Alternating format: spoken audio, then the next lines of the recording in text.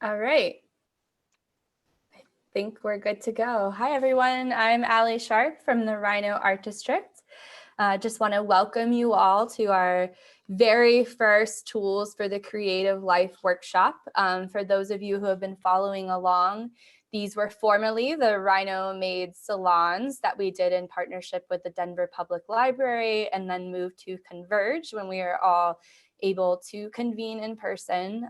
We moved virtually last year, and now we have moved to include more partners. So we are now working with the public library still, Transforming Creatives, which is housed over in Converge on Brighton Boulevard, and Colorado Business Committee for the Arts, CBCA. So just a few housekeeping things for you guys. As you may have noticed, this is being recorded today. So if you feel uncomfortable having your face shown, feel free to turn your camera off or leave it on, whatever you're most comfortable with.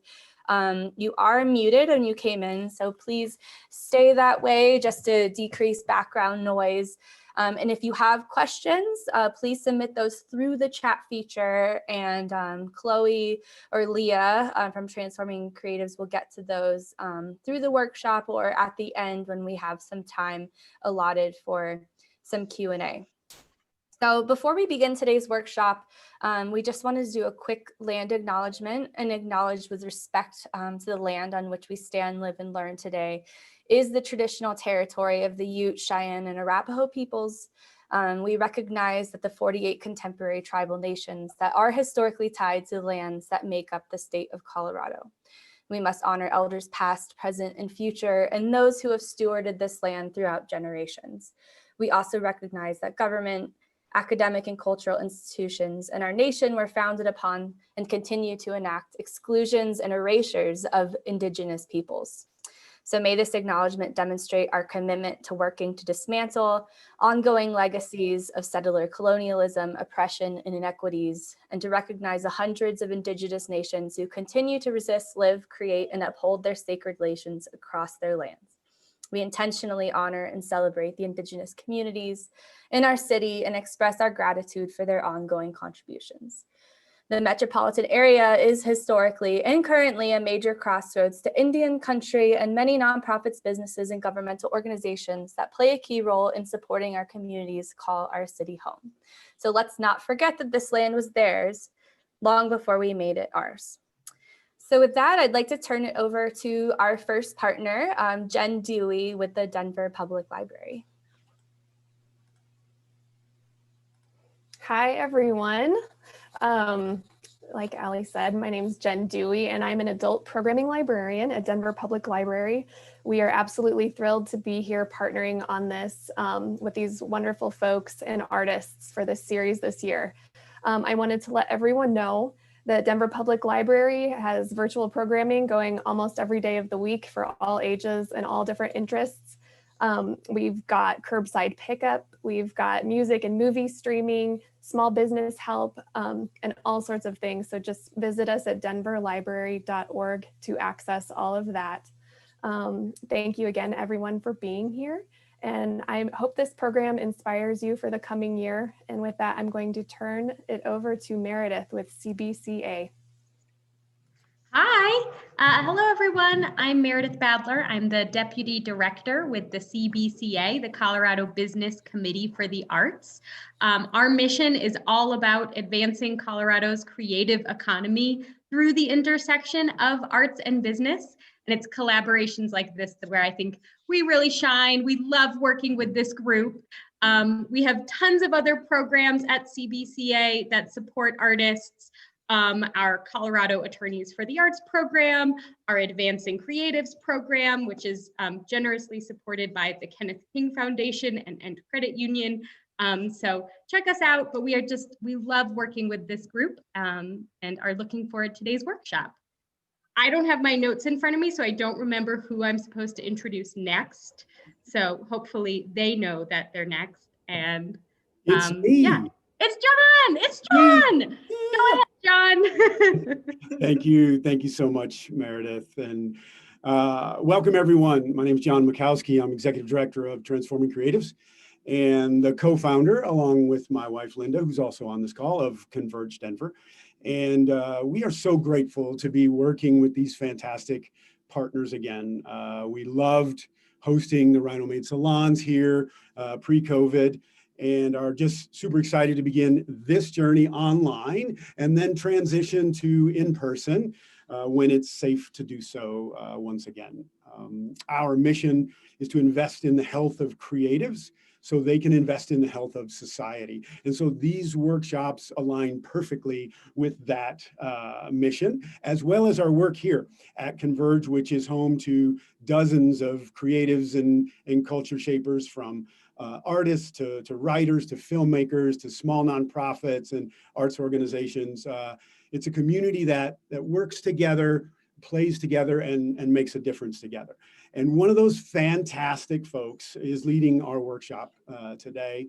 I have so enjoyed getting to know Chloe Duplessis over the last, I guess, year and a half or so that she's been a part of our community. She is innovative, focused, insightful, and bold in her work. And through that work, she speaks into some of the hardest spaces in our culture. And she does it with courage and with grace, which is a really unique combination that I so appreciate.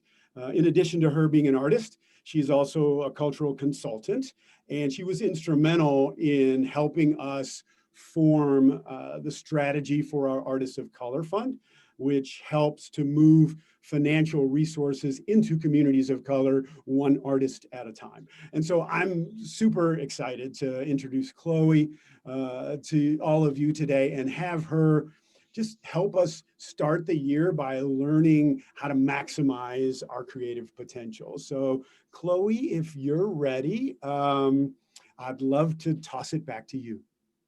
Thank you. Can everyone hear me? My head looks huge because it is, but with a big head and a big heart and a love for people. I am so excited, you guys. Thank you so much for the opportunity to share today. Thank you, John, for that amazing introduction. I feel like there should have been like drums in the background.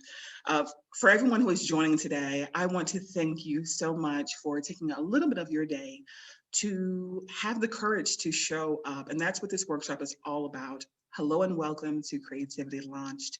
Now we're going to start in just a few seconds. I want you to make sure that you are comfortable, that you have everything you need, whether that's a glass of water or a pen and a paper. If you're old school like me, if you're anybody born in the 70s and 80s. So if you have those things with you, go ahead and make sure that you are comfortable. I want you just to come to a really comfortable seated position, and I need for you just to breathe with me. We're going to do a brief meditation, and I want you to just release everything that has happened prior to this point. It does not matter. Just release it. We're honoring those things that are beautiful and that are nurturing, and I want you to breathe with me. And let's breathe for a little bit. I want you to breathe deeply.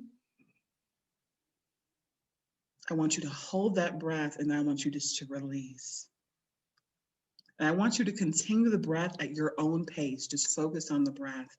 And as we do that, we want to definitely be mindful in this moment of how grounding taking this time for ourselves can be. This is self-care in its purest form, the breath. It's something we often take for granted, but it's always there. It's always there for us, and that's a comforting notion. And as you're breathing, feel every part of your body. Just settle into your body. Wonderful. Now that you are grounded and you are aware of where you are and what you're about to do, I want you to think very mindfully about those things that you are looking to gain from this workshop. What is your intention for today? What are you seeking? Are you currently in a space where you have a job that fulfills you and you want to go deeper into your profession and provide value and service to others through your creativity? Or are you in a season or a space where you know it's time to make a shift and that's why you're here? No matter the reason, no matter the origin story, we are all here to support each other today. So now that you are thinking about your intention with love and you feel supported and safe, I want you to think very mindfully about how you're going to show up in this workshop and once we transition for this workshop, because that's the most important thing. It's not enough just to have the dream or the idea or the passion. It's all about developing that inspired action plan and having the courage to implement that plan in real time. And that's what we're going to do today. We just want to wrap up this meditation with a spirit of gratitude and thanks, not only for the land and our ancestors, as we shared before, but we also want to be mindful of all the people who are working right now to ensure that we are safe and supported and protected in our country and beyond. And we're giving thanks for life, health, and strength. We're giving thanks for this moment and this opportunity and the privilege to even have this workshop and to implement these beautiful steps that you will curate for your very self today. One last breath, really, really big.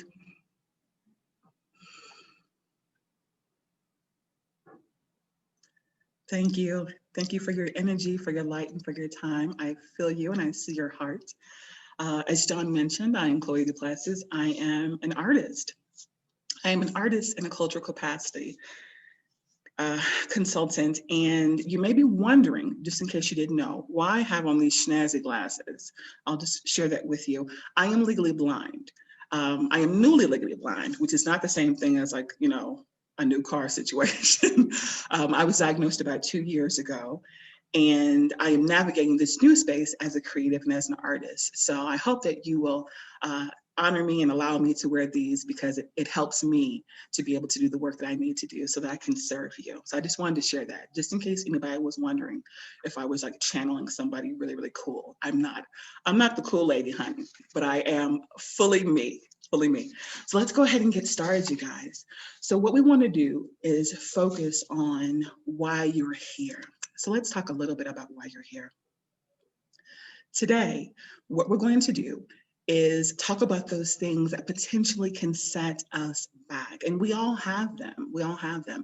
Sometimes they're things that are right in front of us. And sometimes there are things that we have neglected to address. As creatives, we often have to navigate in two planes, so to speak. There is that plane and that environment and that world that requires us to meet deadlines and to take care of financial responsibilities and see about family and friends. And then there's that other part of us that oftentimes we place on the shelf because we're focusing on the first plane.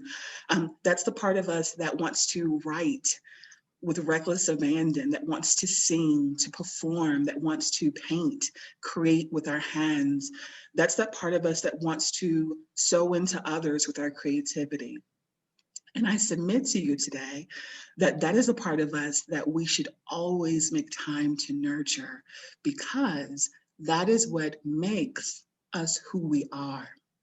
This beautiful, divine, creative gifting that we all have, and I truly believe that everyone is a creative. Some people just choose to tap into it, some not, is not only a gift, it is part of your purpose, and I fully believe it's part of why you're here. So how do we do that in a world that has so many constraints and shifts, and particularly now in a pandemic world, which sounds so weird to say, but it's where we are. Well, let me tell you how. The first thing that you want to do is really take into account something that I call the 5 steps.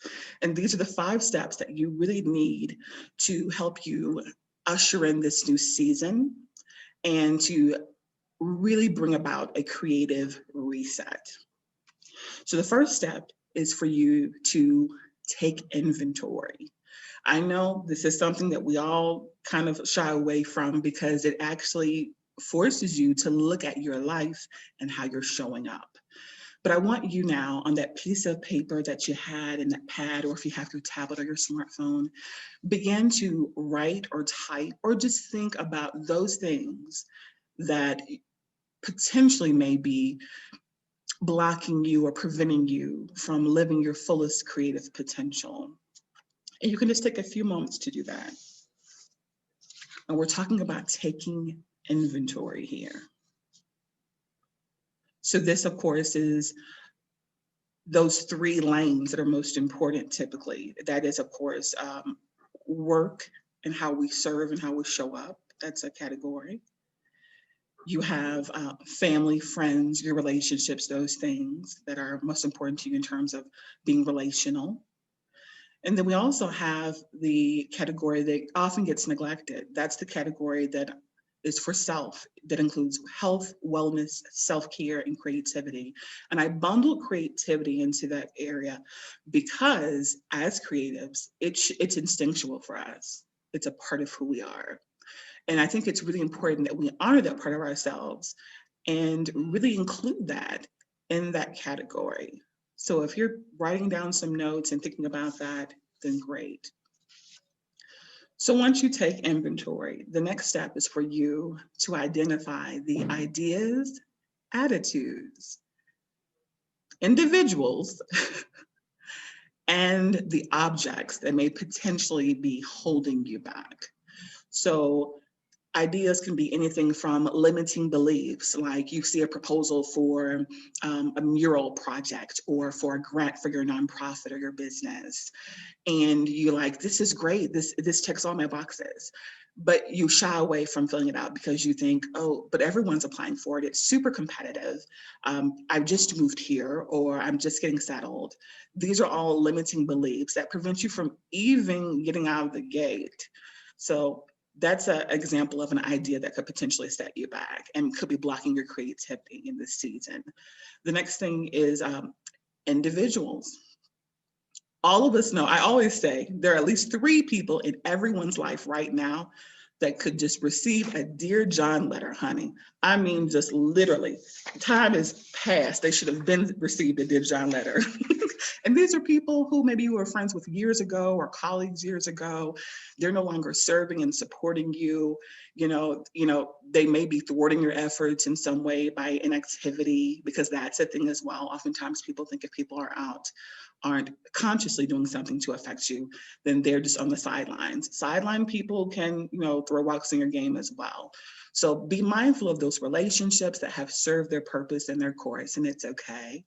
And, whether it's on a personal level, a professional level, or in a creative environment, it's time for you to be mindful of those relationships because it's tying up your energy, and that can create a blockage for you in this process of creating and birthing your next steps.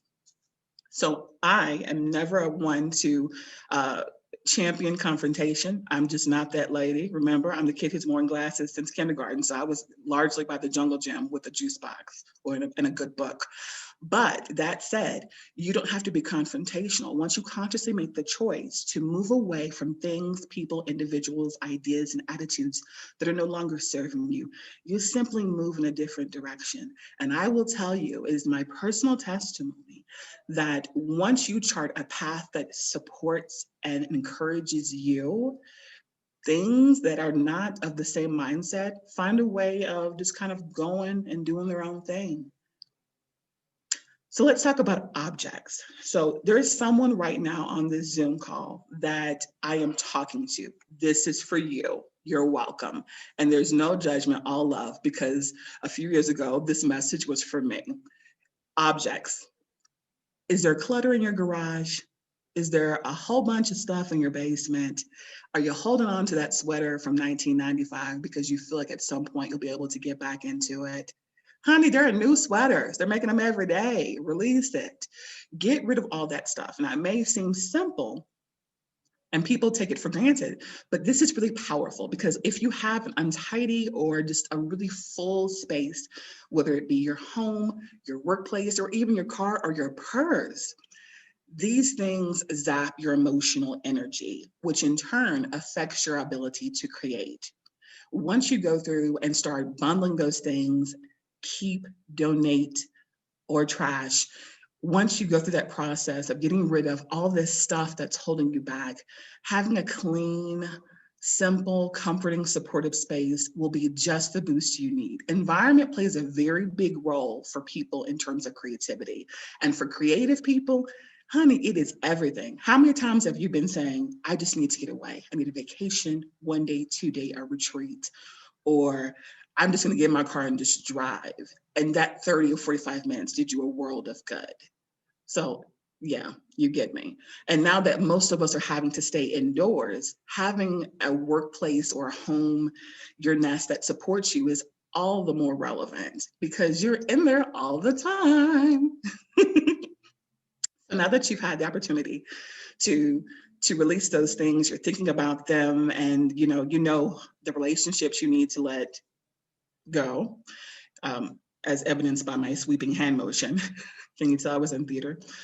Also, you're talking about the objects that need to be released. You're going to donate those things and allow them to serve and support some other families that need those things in real time, which is really, really true right now. And the energy, the ideas, the attitudes, those things, you're releasing those as well. You're primed, you're ready. You're primed and ready to go the distance. Now that you have everything in order, I want you to think very strongly about how you want to move forward. You got the clutter out your house. You're releasing those relationships. You're beginning to look for opportunities. You're open to opportunities that will serve and support you. And you are working diligently each day at breaking away those limiting beliefs. Great. So now you should be in a position where, and this won't happen overnight. This is they're just tools and resources to help you. It will take a while because these are all habits that we've perfected and accumulated over the time. But as you move forward, it will get easier and it will sharpen your sense of discernment.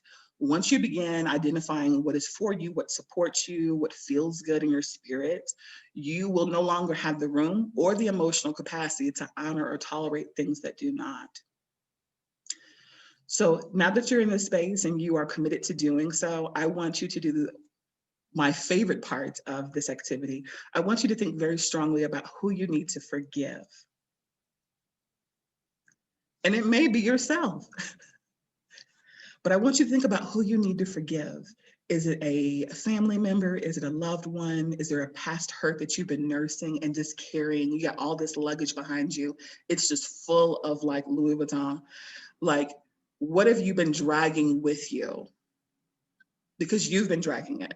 So be mindful of those things that you want to release and forgive. And remember, I believe Oprah said it, or maybe it was Dr. Phil. I can't take credit for it, but forgiveness is for you. It's totally for you. It frees you up and gives you the space you need to create. So now that you are mindful of those things that you need to forgive and release, here comes the best part. I want you to really incorporate into your day at least 20 to 30 minutes every single day of intentional self-care. This is your time where you are just taking a moment to honor the fact that you had the courage to release all of these things, to donate those clothes, to send away that relationship that was no longer supporting you. Now, I am from the South, and we do believe in a good celebration, honey. We celebrate everything. Birthdays, ankle boots, a new ponytail, a new job. It's a whole thing. And, oftentimes as people of color, most of us, we also enjoy a celebration because we had to find joy where we could find it. Honestly, historically, look at the history. So I'm all about the celebration. I'm also about creating your own ritual. What do you enjoy doing? What feels great to you? Once you embark upon this process that will allow you to do this creative reset and you're following these steps, how will you celebrate? How are you going to have a praise party and honor the fact that you had the courage to do these things? Okay, you guys, so we should have some really cool tips right now. You already know that you want to take inventory and figure out what's working for you, what's not working, and get ready to release those things that are holding you back. You're making room for abundance. You're making room for intentional, renewed clarity, and you're going to honor yourself. You're not looking for anyone else to do it. You're going to honor yourself by creating your very own ritual. This could be yo play on the sofa with a book. This could be Netflix with a great craft beer. This could be, like Sara Lee and some strawberries.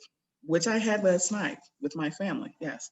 So however you choose to show up, a brisk walk, hiking, whatever it is, it's your way of honoring yourself. So now that we're talking about these things that we're going to release, we released them, we're in a great space, we had a beautiful praise party situation going on, or a daily self-care ritual. By now, if you give this the opportunity to kind of settle into your bones, you really should feel in about a week or so that you are making progress, because having the courage to do those things we just discussed is really the biggest part of this. It's one of the biggest steps in this reset.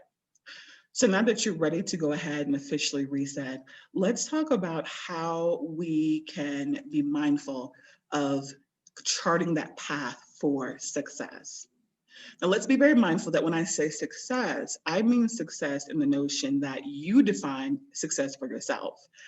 I am not necessarily a fan of success because it just means so many superficial things, but that's just me. If that's your flow, by all means. I prefer the term abundance because there are so many ways you can look at having abundance. So what does abundance mean for you? Does it mean having a flexible schedule and the ability to travel once it's safe to travel again? Does it mean being able to spend more time with family and friends? Or does it mean having that time to carve out for yourself to work on that particular project that you've desired to do so for quite some time?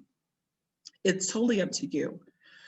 And let me tell you why this part of the process is important. It's important that you actually know what that abundance feels like for you. So think in terms of that being the goal, that's the picture, that's the pie in the sky, that vision. Think in your head right now what that looks like for you. And I want you just to think and dream out loud in real color. What does that feel like for you? What is a typical day like for you? Years ago, when I used to actually coach and consult with individual creatives, which I did for about 10 years, the first thing I would ask them when they came into my office space was, what does your ideal day look like? And a lot of people would kind of be like, ugh, really? Why? That's random. It's not random, it's everything. Let me tell you why. Most people couldn't answer the question, which means most people don't have or are not living and exercising their opportunity to move with intention. When you think about what your ideal day looks like, you have to actually sit down and be mindful of how you want to awaken, how you want to spend your morning with a healthy breakfast, prayer, meditation, rub on some essential oils, get your great music in the background. You know, how do you want to start your meetings?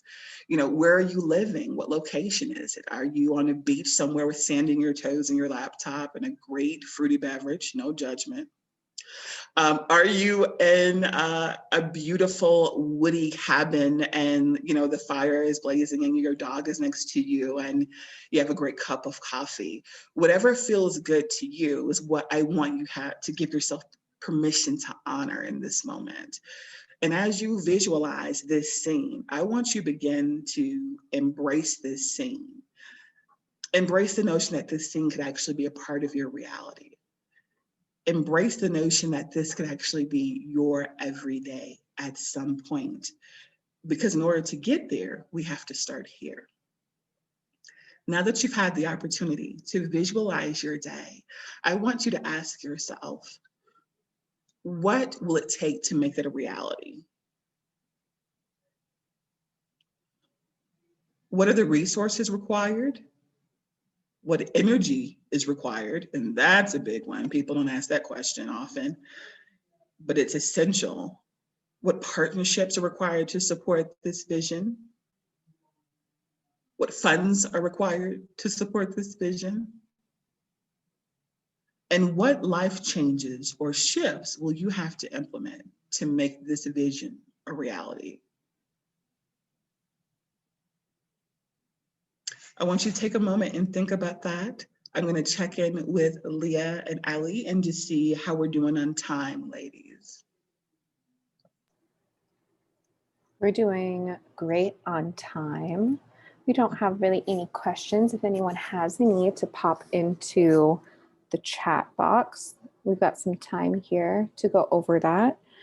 I'm really enjoying this intentional daily practice kind of idea of what does my day look like and how can I move towards that?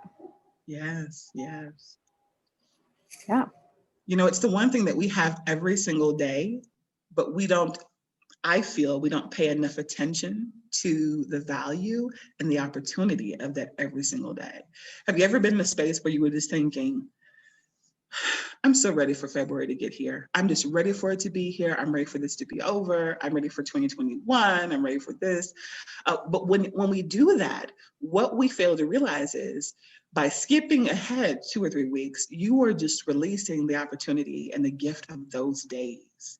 The gift of life, the gift of collaborating with other beautiful people, the gift and the opportunity to create and to sow and to serve into other people's lives.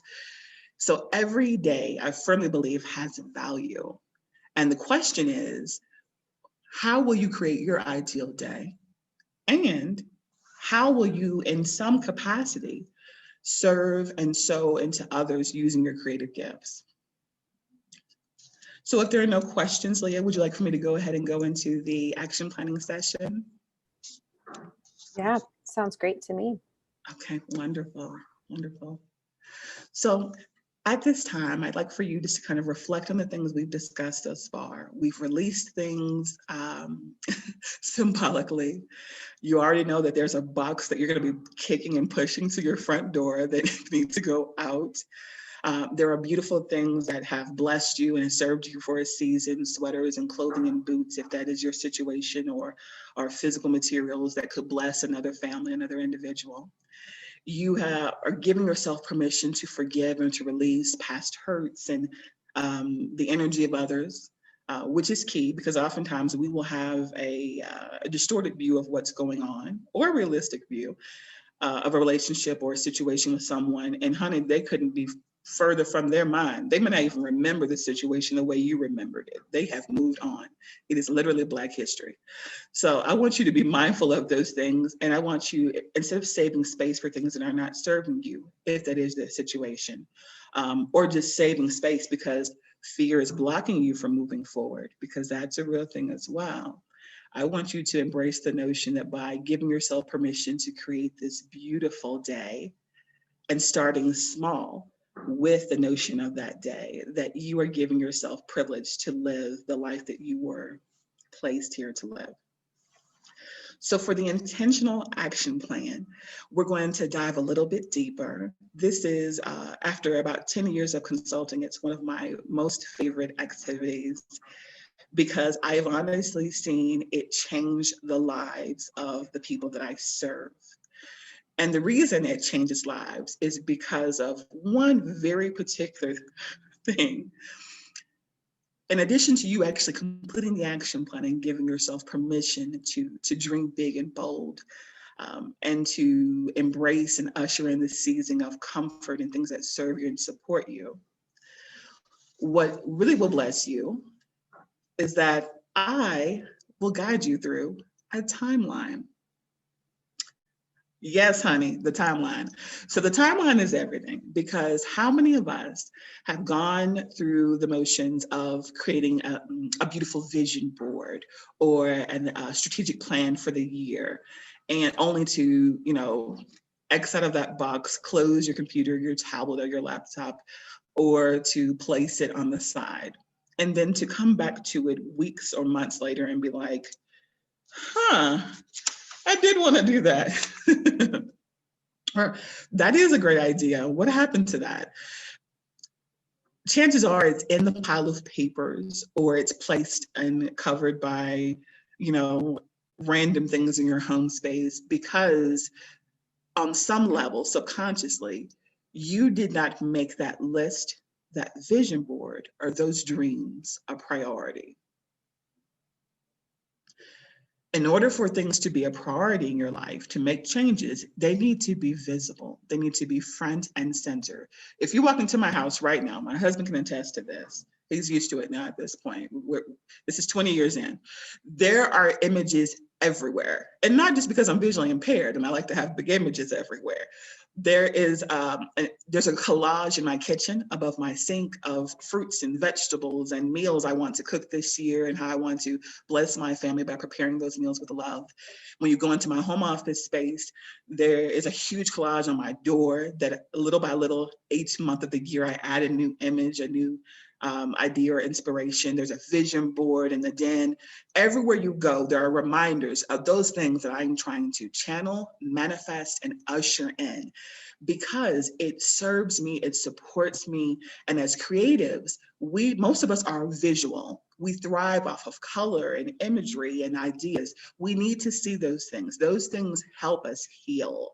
Just like nature, you need to be around those things that support you. It will do wonders. So the great thing about the intentional action plan process that we're going to dive into in just a few seconds is that I will respectfully and lovingly require that you place something in your home. If you are in a season where maybe you don't have a home space, maybe you have a small apartment space, maybe you have a studio, maybe you're one of those persons, God bless you, who is staying with a whole bunch of family and friends and random animals. I know it's a different season. I've been there. You know, wherever you need to go, there needs to be some place in your vehicle, if you have one, in your home, or even if you just are carrying a backpack, my love. Have a journal, have something for you, have something just for you. And that journal, that book, that Trapper Keeper, if you're rolling like that, 1985, I totally wanted a Trapper Keeper. Okay, focus. So like whatever serves you, whatever supports you, have that for you, and carve out that space, that area, that notebook, and place those images there. And if you're in a season where you're not in a position to actually view them in your home or your living space, open that beautiful notebook. You can go right to Walgreens and get you a journal, or Walmart, and open that and look at it every day. Be intentional every day and be mindful of those things every day. So the visuals are a big part of this process, but the next part of the process will allow you to go a little bit deeper. I want you now to take your pen and your pad, or your tablet if you're typing, and I want you to take that, and I need for you to write down the 5 things that you are hoping to bring into fruition for 2022. 5 things. They have been on your heart. You know, you're seeing these images in the world when you're out and about. Maybe you've been dreaming about them, because that's a very real thing as well, to dream about opportunities or about things that you're trying to accomplish. Maybe you have been talking about launching that business, starting that project, leaving a business, leaving a project, pursuing your passion for some time. I want you now, and remember, no one is looking on your paper. It's not 5th grade math class. So speak from your heart, say those things if you have the opportunity to say them, 1 through 5, those 5 things that you want to usher in, or write those things on a piece of paper. And I'll give you just a moment to do those. And keep in mind, you know, I want you just to go big. If it pops into your head, if it's in your heart, if you're dreaming about it, I submit to you that it can be realized. It can totally be realized. So at this time, I'm going to go ahead and I want you to take a good look at the 5 things that you wrote down. And just kind of think about why these things mean so much to you. And do these things correlate with your goal of creating your ideal day? Because that's very important. Because how we show up every day is going to determine whether or not you'll be able to fully realize and connect to these 5 things. So think about that and breathe deep for me if you can. Go ahead and breathe deep. And just release. Now that you have a clear idea of the 5 things that you want to pursue, that you want to usher into this season for 2022, and if for some reason you can't think of 5 things, just leave spaces blank. It's okay. We're creating this process. You can do it however you see fit, however you want to go. Once you do that, mindful, and I want for you to think very intently about how you want those things to come to fruition. Next to each item, I want for you to think very clear about the resources. Let's think about the resources required to make these things happen. And so you have to write those things down.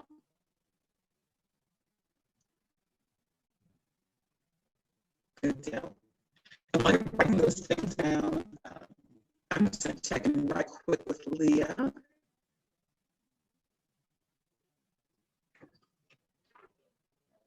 Okay. Are we, just a moment, guys. I'm not sure what was happening. I'm not sure either. Did anything change on your end? There did.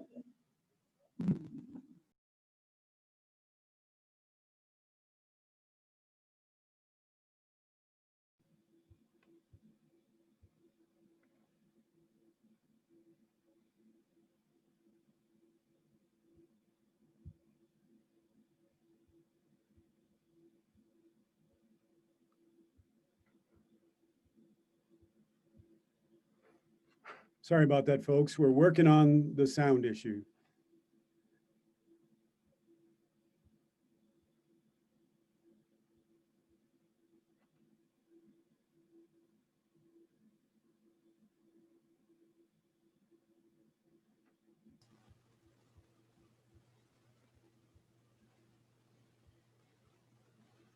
I think right before she left the room, the sound actually came back on. It was clear. Yeah, Leah, if you can hear us, Leah, the sound. Chloe, can you? No. And Chloe, I'm so sorry. I muted you. So you're Oh. going to have to just unmute real quick to get going again.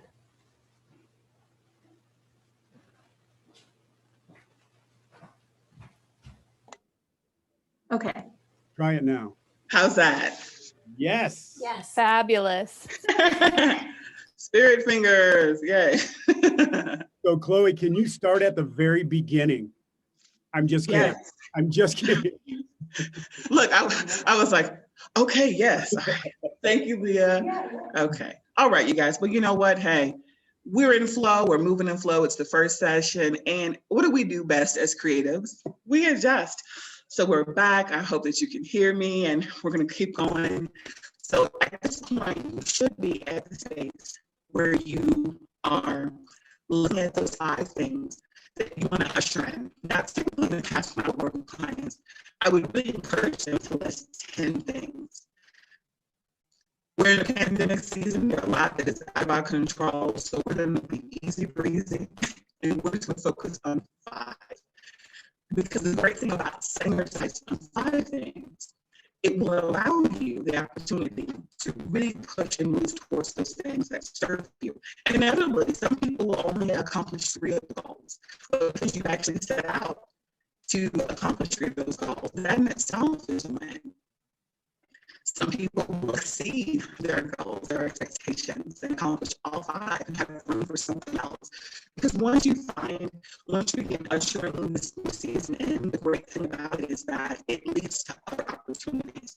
The proposal that you weren't going to apply for, guess what? You did, you applied for it, you received that opportunity, and now because people know your work ethic and your character and how you're showing up, creating, you are in a great position to do what? Be offered other opportunities. And what you will find, and I have seen with people in the past, is once people become known for providing a certain service or a certain aspect of their artistry or their activity, then they become known as an expert in that area, in that field, and opportunities have a way of just flowing into you. Something as simple as a text message, or somebody is at a meeting discussing an opportunity and they say, hey, do we know anyone that can do a mural that's 1 city block long? Or do we know anyone that can perform or to help coordinate kids theater? Or maybe there's someone who was experiencing homelessness and they are a part of an organization and they are thinking, you know, I'm working with these families experiencing homelessness. I'm working with people who in underserved communities. I would love for an artist to come in and teach classes once or twice a week. Well, if you're known for providing that service, for providing that value, you may be the first person in mind because you set the intention and you began to move towards it.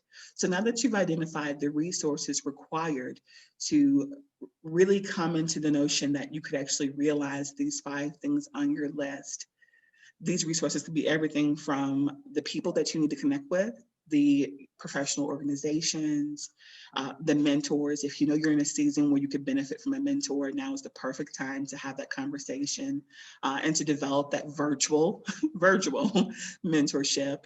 If there is a skill set that you need, maybe you should go back to school, or maybe you've been putting that off for quite some time, or maybe there is a trade or a class that has really been heavy on your heart and you really want to make that happen. Maybe there are things that you need to upgrade. Do you need, you know, different types of equipment, new brushes, new resources, new supplies? Write those things down, because those are the things that can potentially hold you back if you're not clear on what resources are required. So the next thing I want you to focus on is time. How much time will it take to realize these things? Now, oftentimes people say be realistic. I think realistic, all things being realistic, that's a relative term, because what's realistic for someone else may not be realistic for you. Some people may think it'll take me 2 or 3 years to write that book, that memoir that I've been putting off for quite some time. But for someone who is, you know, tuned in, it may take them one business quarter and they're ready to go. They've got a manuscript. It just depends on where you are and the moving parts in your life in this season.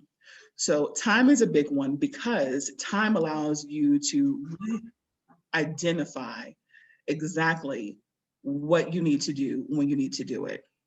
So we're already in the month of January. So let's just go ahead and assume that January is just a beautiful foundational building month for you. So let's look at how we're going to move forward in each quarter. How are you trying to show up in February? What does March look like for you? How are you feeling in terms of your creativity as it relates to the spring? Would you love to have a show this summer? Is your book going to be published this fall? Think in terms of these things. And when you think in terms of the seasons of life, supported by the actual months, it takes a lot of the pressure off, because seasons are normal and natural, and they're going to come whether you have your stuff together or not. They'll come whether you are living intentionally or not. Just like it's cold outside right now, it's going to be warm soon.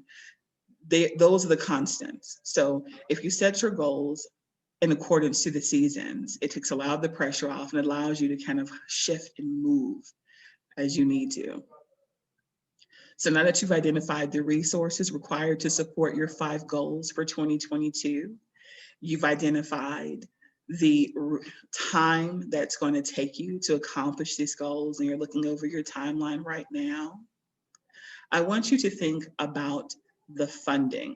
Now, this is key, because a lot of people don't look into funding, or people will utilize funding as an artificial barrier. And I say that because even though funding is a very real thing, also be mindful that any goal that you have in mind can be accomplished with an intentional plan and with work ethic and support, for the most part. So what funding is required to help you realize those goals? And if it relates to you starting a creative business or an opportunity or traveling abroad once we're able to travel, there are a number of ways you can fund your creative next steps. So the first way we'll talk about is through grant funding and through fellowships. It's highly competitive. My colleague Leah will attest to this, as she writes beautiful grants for lots of the local nonprofits here in the greater Denver area. And it is very competitive. And a lot of the funding is going a lot of places these days. But there are also really cool opportunities for you to receive funding through fellowships, particularly for creatives. So for about 15 years, I have been researching for clients of mine and for myself as well, really cool opportunities called fellowships. So if you're unfamiliar with the fellowship, it essentially is a paid, for the most part, internship for adults. That's the best way of saying it. So one of the great resources I'd like to share with you, if you're not familiar with it, is profellow.com. So ProFellow is kind of like Google or Indeed, but for fellowships and intentional work. This is not a sponsored plug, but they're just a beautiful resource. And the website was actually started by two persons who received fellowships and saw the need to really provide information on how to secure those. And the great thing about fellowships is, 15 years ago, when I first went into business and I was transitioning out of working in higher ed and government, most fellowships were for graduate students, people just coming out of school. That has changed. Now we have fellowships for every single category known to man. You have fellowships for persons who are single working moms, left-handed creatives. You have fellowships for mid-career professionals to travel abroad, start a new career, embrace their creativity. There's a fellowship for every day of the week, believe me. And the great thing is they also vary in time and commitment. You can have a fellowship that's 2 years, or you can have a fellowship and an opportunity that is 2 weeks. It just depends on what works best for you, what you apply for, and what you are awarded once you are awarded. So keep in mind, fellowships are a definite opportunity for you to pursue that passion, particularly right through here when a lot of people are being furloughed or laid off or in transition. And depending on the time required for the fellowship, you may not even have to leave your main job.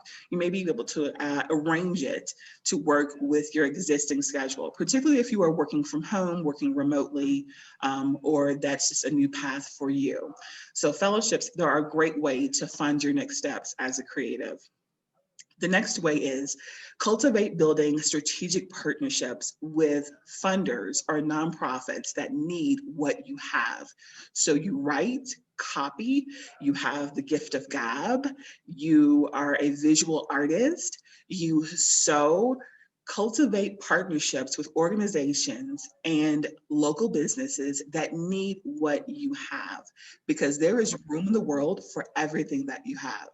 So I want you to be mindful of those things. So say you sew, you're a seamstress, you have a small business.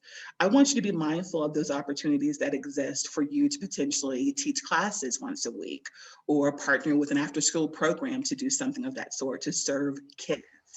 There are also opportunities for you to work with or sew into senior citizens.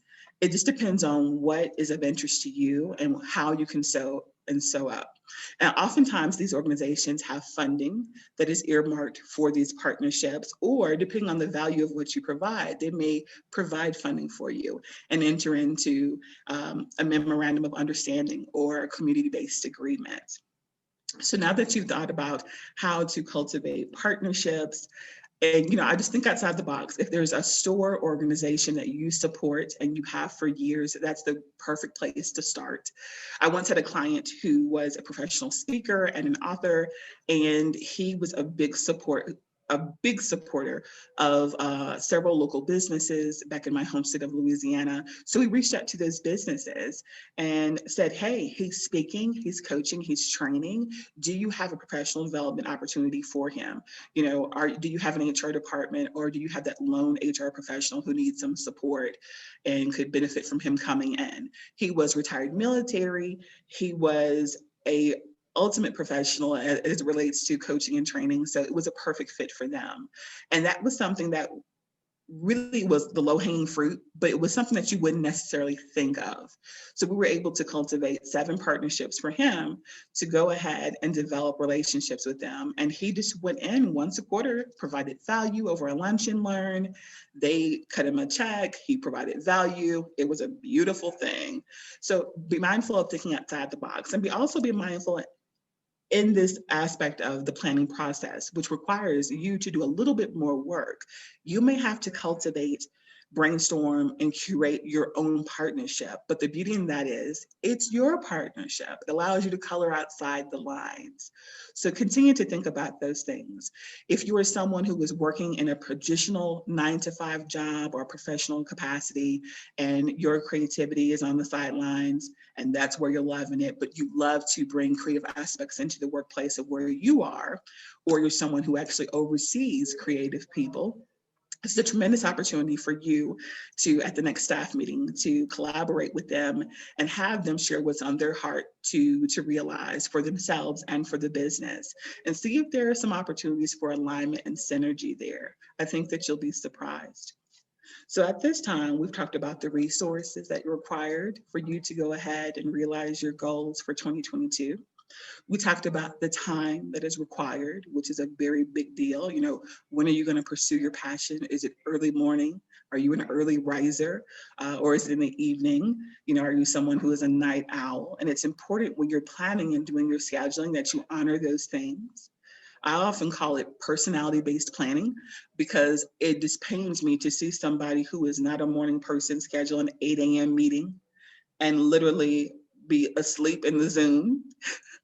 By the same token, if you're someone that goes to bed at 9 o'clock after a cup of a warm Ovaltine, such as my practice, then you don't need to schedule things in the evening, because you're not going to be the best version of yourself. When you're planning, always be mindful of your rhythm, your habits, your personality, to the extent that you can be. Now, if you are in a season where you have several constraints and you have to be somewhere at a certain time, you definitely want to honor that. But with your free time, or any time that you have to pursue your passion, make sure that you're scheduling that time and setting aside that time during the hours that will be a blessing and benefit to you. So we've talked about resources, we've talked about time, we've talked about the funding that is required. We discussed how it's important to look at a variety of sources to fund your business, while you do have the opportunity, if you are able to qualify for a small business loan or potentially some business grants, the few that are out there. You also have the opportunity to look outside the box and look into potentially grant opportunities, fellowship opportunities, or creative partnerships. So these are ways for you to support your dream. If you're looking to potentially do a film, if you're a filmmaker, or if you have an art exhibition coming up, I highly recommend Indiegogo. Crowdfunding is a source that does require a great deal of time and effort, but it also does two awesome things.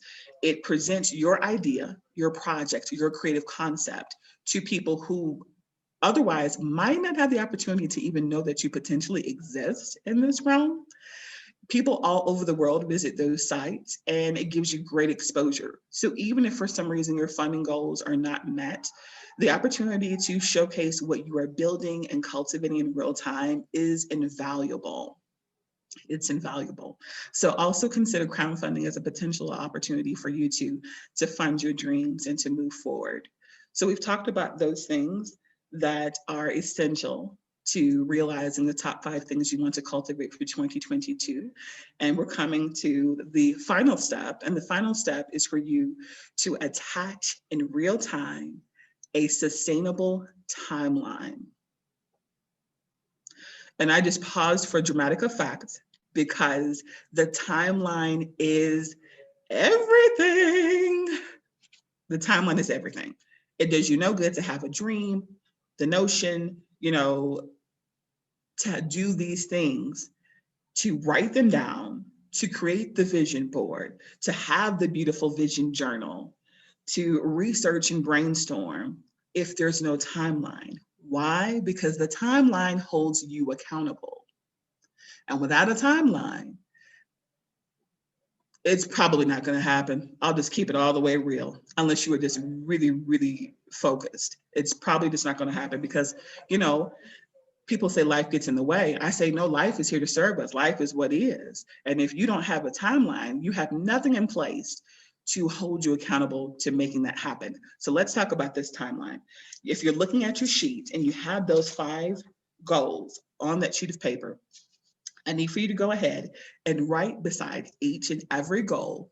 I need for you to have the courage in this moment to go ahead, get ready, and put a date. Set a date. Then set this date, and we're talking about this year. So if there's a long-term goal on this list, honey, go ahead and just move that to another list. We're not talking about 2022.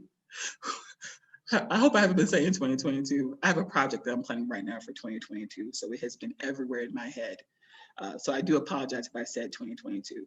But for this year, like in this real world, over the next several months, that's what we're focusing on right now. I need for you to put that goal. Write down the season, let that settle into your bones. And now that you're comfortable with the season that you're bringing this to fruition, we're speaking these things into existence. I need for you to write down the month. I'm gonna hold you to it. Write a month down. Don't overthink it. Write the month. Okay, let's go a little bit deeper. I need for you to write down the week. Go ahead and just write down the week. Write down the week that you're bringing this to fruition. If you're very clear in this and you already know, go ahead and just, be empowered to write down the day. Hey, I'm with you. Take a deep breath. Now, in this moment right now, if you aren't feeling a little bit uneasy, then I submit to you that maybe you didn't dream big enough.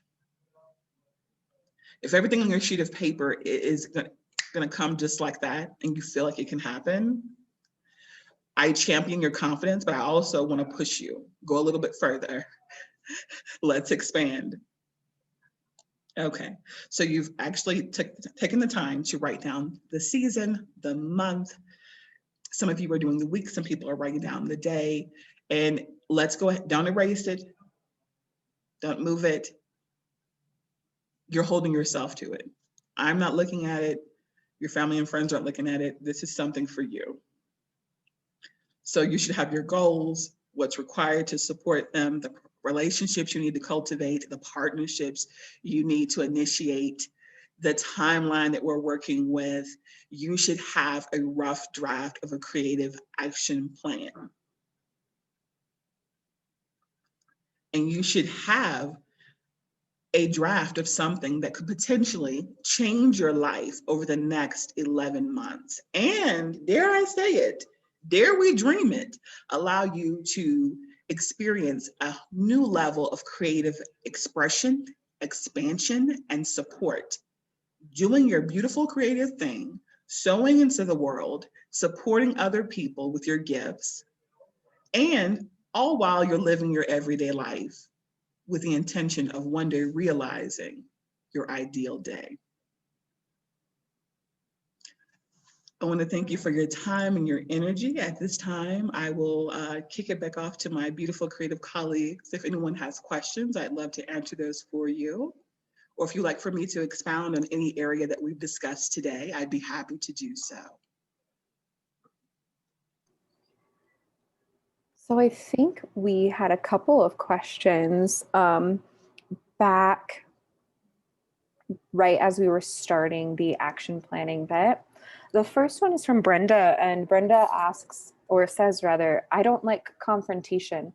How or what do I do to work through that? And I think that's in the context of, we're letting go of some of those relationships, those objects, those individuals. What would your suggestions for moving through confrontation be? Absolutely. And Brenda, thank you so much for having the courage to share your question. There are definitely other people who are watching and experiencing this session who feel the very same way. I don't appreciate confrontation either. In fact, I actually shy away from confrontation for many, many years. I think the only thing that shifted that for me was that I actually, I gave birth and I began to lose my vision. So I didn't have a choice on certain things. But I will say this, for most of us, particularly as creatives, we feel very deeply. A lot of creatives are empaths. We feel very, very deeply. So that's why confrontation is often a problem for us or a challenge for us. And we will stay in a season, we will stay in a situation, and we will stay in a place that is no longer serving us just because we don't want the confrontation. So I feel you on that. But I will submit this to you. By virtue of you offering that question, it kind of lets me know that you already are aware of some things that require your attention. There's a way for you to do that respectfully, with love, and do it gently. once you determine what will work best for you and what's not working for you, Brenda, I need for you to move boldly in that direction. Just move in that path. Have tunnel vision. Get busy doing your thing, working on your art, your creative business, your whatever hobby, whatever it is, and begin to implement boundaries. If there's someone that always calls you or sends you a text message with negativity, or someone who just wants to recount a situation that no longer serves or supports you, or something that happened years ago, just gently bow out. Oh, I've really got to go. I have a thing. Or you're well within your right just not to respond. You're well within your right just not to respond. Oftentimes we think confrontation means that we have to be aggressive with people. That couldn't be further from the truth. You just simply shift. You shift your energy, you shift your effort, you shift your intention.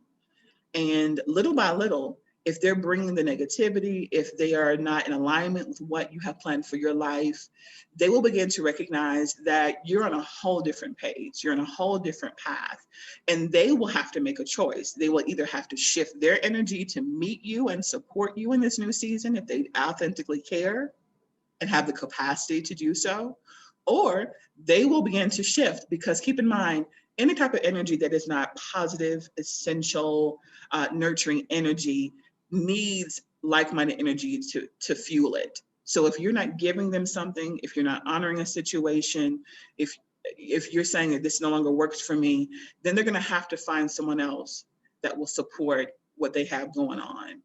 And just begin to take little baby steps and just move away. Be unavailable, be busy, be intentional, be your fabulous, amazing self, and begin to plan for your life.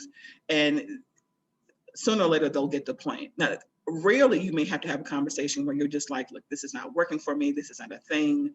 You know, sometimes that is the case, but 9 times out of 10, if you shift your energy, people will have to shift their energy as well. I hope that helps. I think that helps. I totally relate to the confrontation aspect. And I think, like you said, a lot of us creatives do. We're empaths, we feel, and we don't want to stir things up, really. Mm-hmm. We have another question from Meta, who says, somehow I don't always know how to celebrate.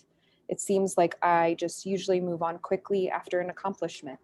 Any suggestions, I think, for embracing the celebratory aspect of stuff? Absolutely. Thank you so much, Meta. So celebration is not only a gift, it is an intentional practice.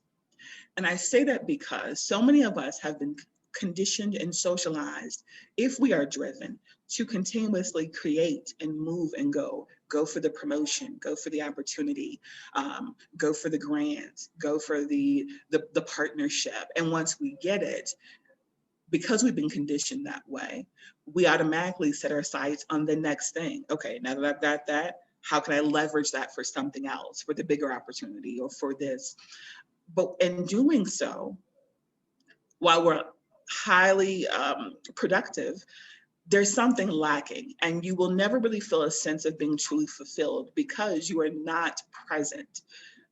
Going for something, and I can truly attest to this, I worked for several years in government in a very high profile position, and that's how we moved. We worked 70 hours a week and we're going, and the minute we got some victory, we were on to something else. But at the end of that period, I find myself actually saying, other than these great programs and these opportunities, what do we have to show for it? And do I feel fulfilled? That actually led me to start my own business and began consulting and coaching.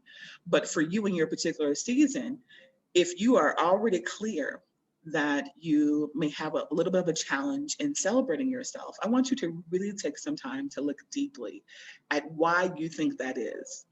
It may stem from childhood. It may be a personal relationship challenge that you've had to navigate, or you could just be one of those people who feel as if it's selfish to celebrate. And that couldn't be further from the truth. If you work and put all of your energy and effort into attaining a goal and realizing a project, you, by virtue of honoring the people who helped you do it and honoring your work, you should feel empowered to celebrate, empowered to do so. And I want you to put this into practice. The next time, it could be right now, but the next time that you actually have an opportunity to celebrate yourself or pursue that next thing, I want you to carve out 30 minutes to an hour to just do whatever is on your heart to do. Get your favorite ice cream, go for a walk, spend time with your favorite animal, a loved one. Just begin in that way. And it's easier for people who are very, very driven or very passionate to begin to celebrate themselves if they view it as serving others. So while it may be a leap for you to say, when we're free to travel, I'll celebrate myself and go on a vacation. That may seem like something that you're just not trying to do in this season. But if you say, I'm going to spend time with someone I really care about, or I'm going to work on this craft project just for a few moments, that's my version of celebrating yourself. So it's just about assigning the time. It's also about you identifying what is your love language, what supports you. And if you begin to do that and make that a practice, it will get easier because you deserve to have that time. You deserve to have that time. And here's the thing. Oftentimes we fear judgment of other people. This is a you thing, honey. You don't have to tell nobody else what you're doing to celebrate you.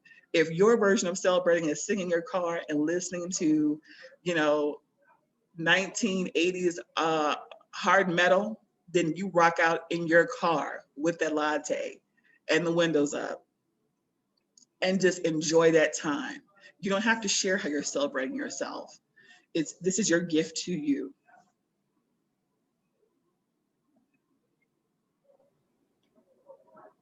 Awesome. I don't think, we did just get another question. Christina asks, what are some ways we can measure our progress on bigger goals? And what do you do when or if you feel stuck? That's a great question. And a lot of people right now may be feeling stuck or unmotivated in this season. So what I found is the best way to measure your progress on your goals is to actually develop that action plan. Once you have that timeline, you want to really identify the steps to actually realize the goal. So say, for instance, your goal, let's just choose a random goal. Your goal is to write a book.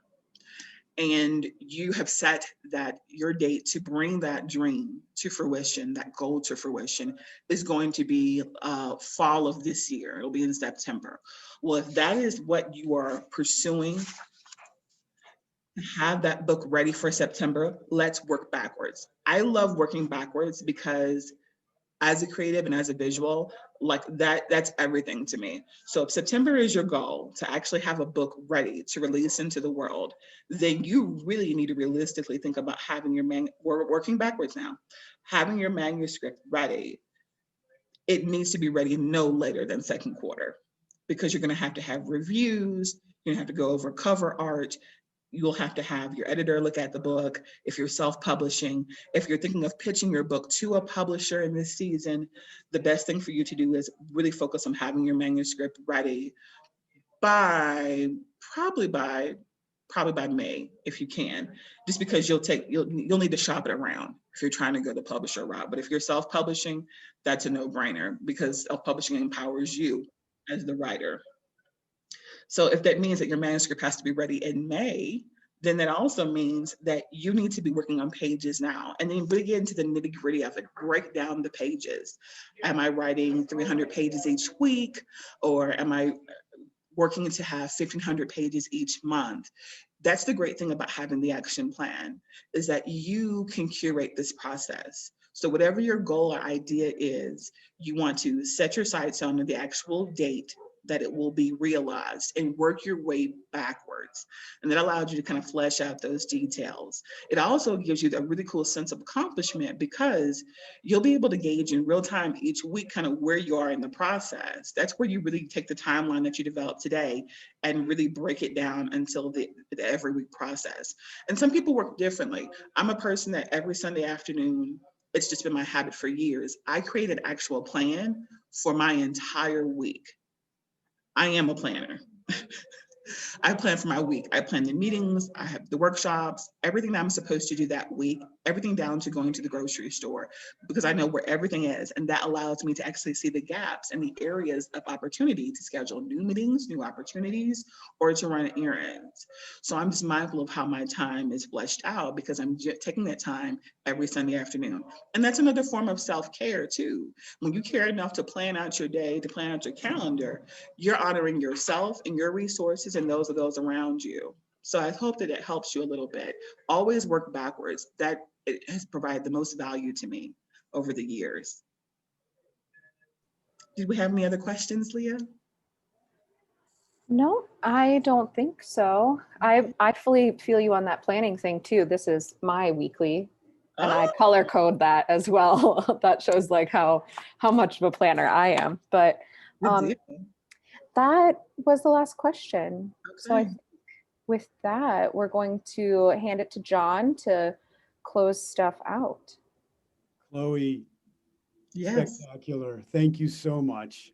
I mean, I love the intentionality. I love how you invited us to really look granularly and then chart a course toward our own creative flourishing. It's not just going to happen. I mean, we have to prepare for it. We have to plan for it. The timeline is critical. We have to put out, and then we have to act on that.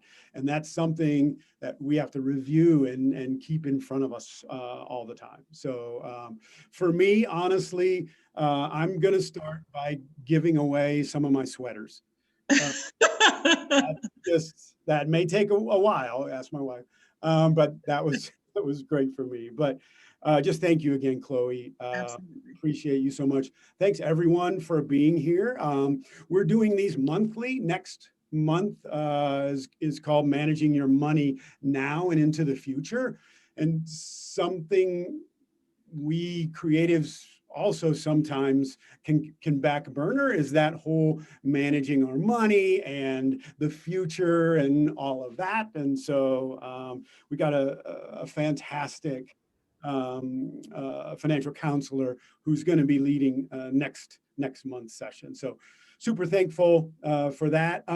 As well, I forgot to mention earlier, and I can put this into the chat, if you missed Ryan Warner's Colorado Matters Monday morning, this past Monday morning, Ryan interviewed Chloe about her latest exhibition, which is just a fantastic look into racism and her story and the story of a number of people in her circle and kind of around the country.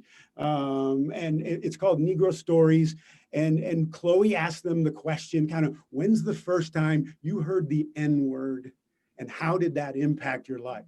But it's not just an exhibition for people of color. It's also an exhibition of for white people as well. And Chloe has that on YouTube, kind of a live walkthrough, and then has some posters up here at Converge as well, which we'd invite you to schedule with her to come and see. But I'm going to put a link in there, or maybe someone else like Leah already has. Yes, Jen Dewey, thank you. That's the CPR link. Go and listen. It's a fantastic interview and just take you a little bit more inside Chloe and her work. And so thank you all so much for being a part of this. And we look forward to seeing you next month. Bye.